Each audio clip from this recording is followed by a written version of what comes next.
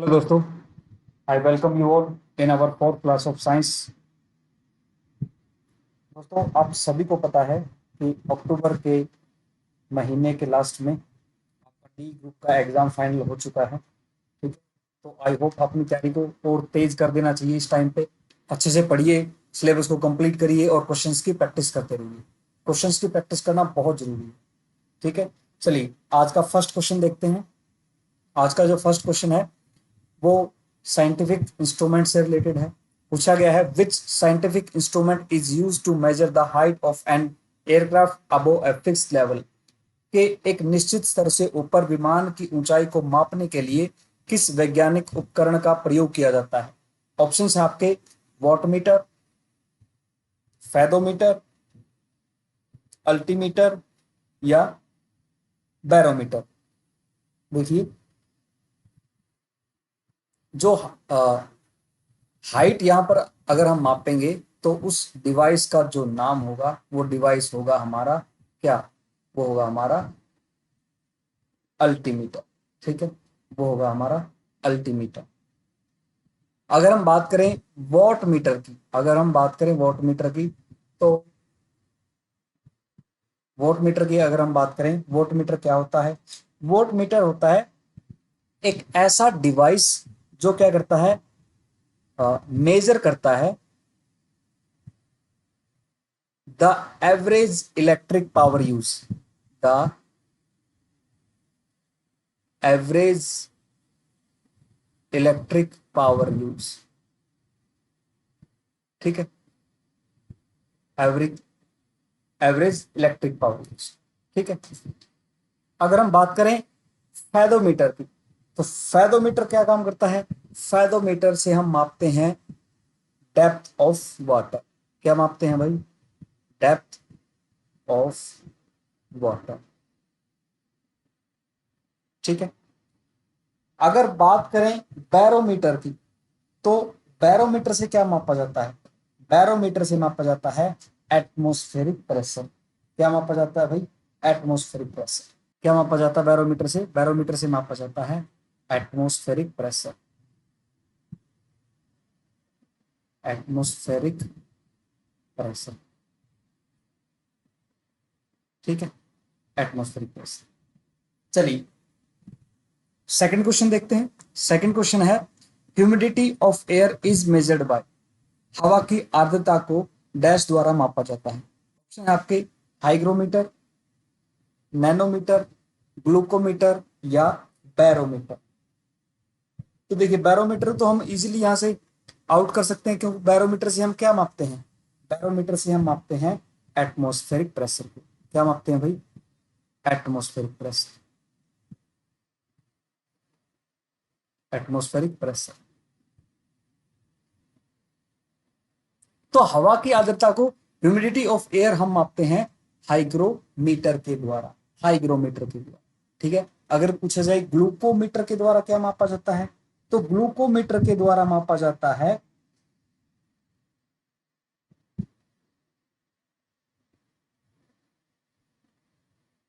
How much of glucose in blood.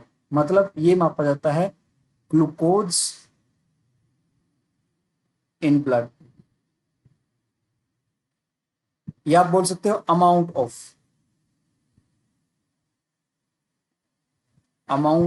Of glucose in blood. ठीक है, amount of glucose in blood को मापते हैं ग्लूकोमीटर पे। ठीक है, चलिए नेक्स्ट क्वेश्चन देखते हैं। What is the pictorial representation the algorithm called.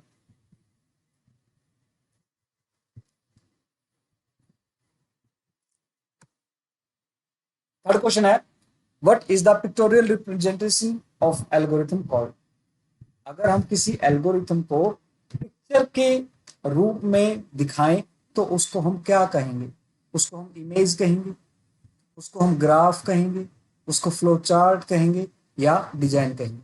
देखिए, जब हम किसी भी एल्गोरिथम को पिक्चर्स की फॉर्म में दिखाते हैं तब हम उसको बोलते हैं फ्लो चार्ट। क्या बोलते हैं भाई? Flow chart. ठीक है, क्लियर है? चलिए नेक्स्ट क्वेश्चन देखते हैं।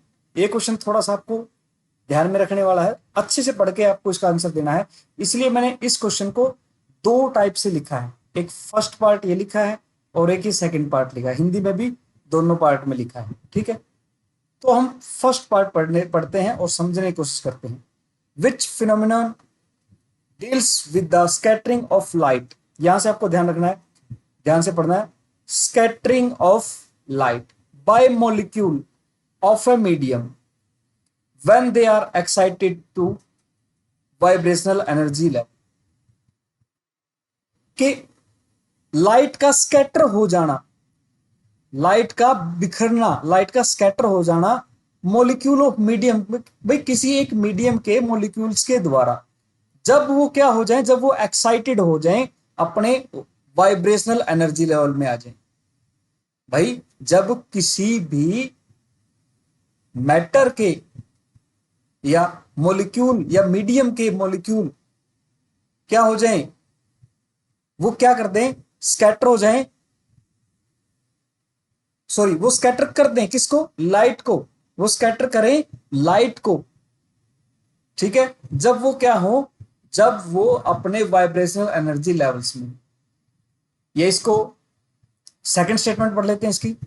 सेकंड है scattering of light bye molecules of gases, liquid of और सॉलिड। भाई स्कैटरिंग, लाइट का स्कैटर करना, लाइट का बिखराव करना या प्रकीर्णन करना किसके द्वारा, गैस, तरल या ठोस पदार्थ के द्वारा, उसको हम क्या कहेंगे।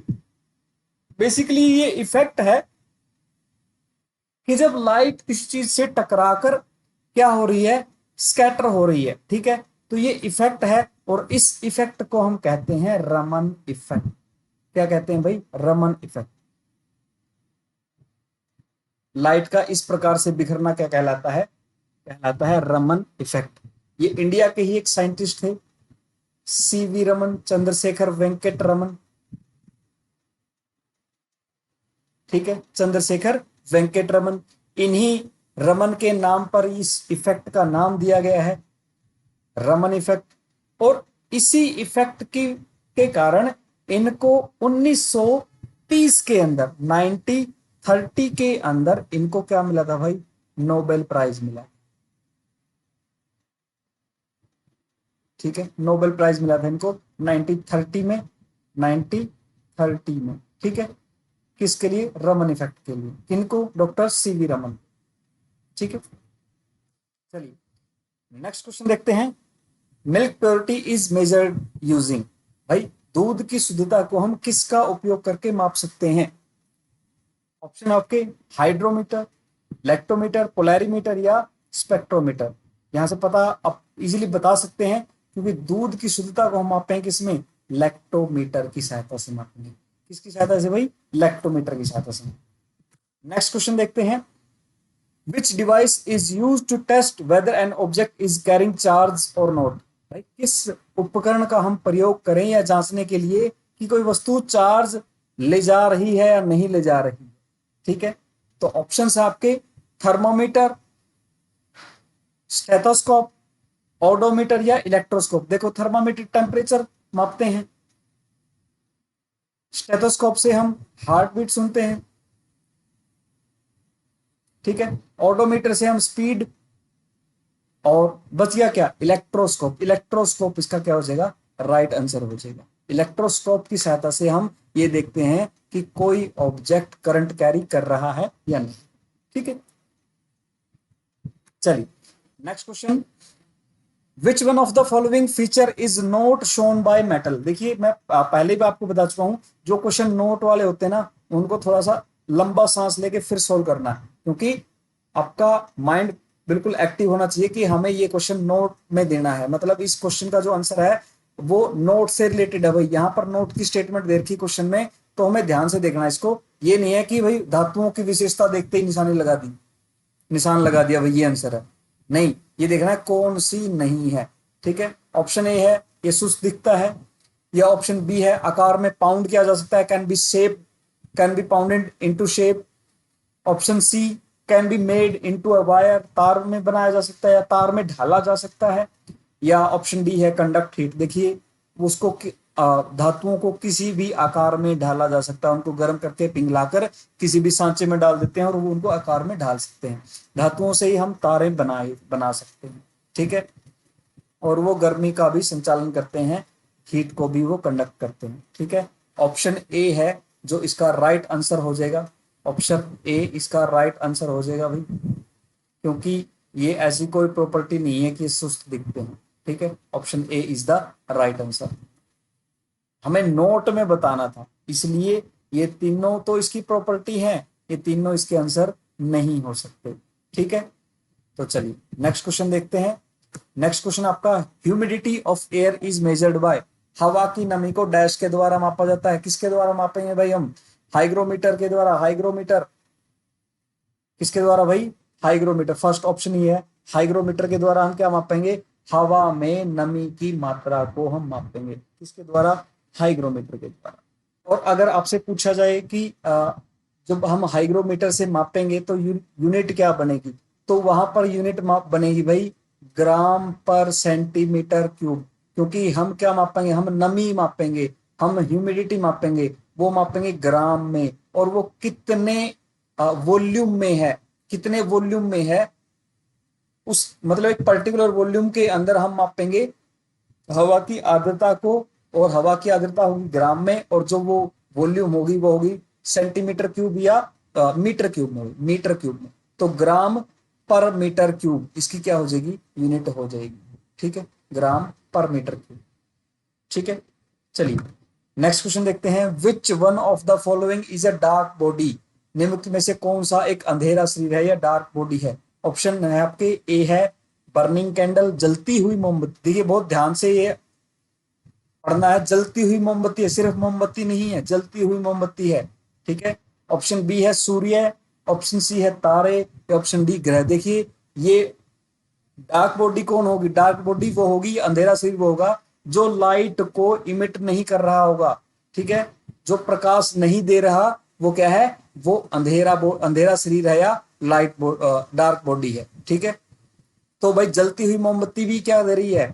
लाइट दे रही है, ठीक है। सूर्य से भी लाइट मिल रही है, तारे भी हमें दिख रहे हैं टिमटिमाते हुए। सिर्फ प्लेनेट ही ऐसे हैं, सिर्फ प्लेनेट ही ऐसे हैं जो क्या कर रहे हैं?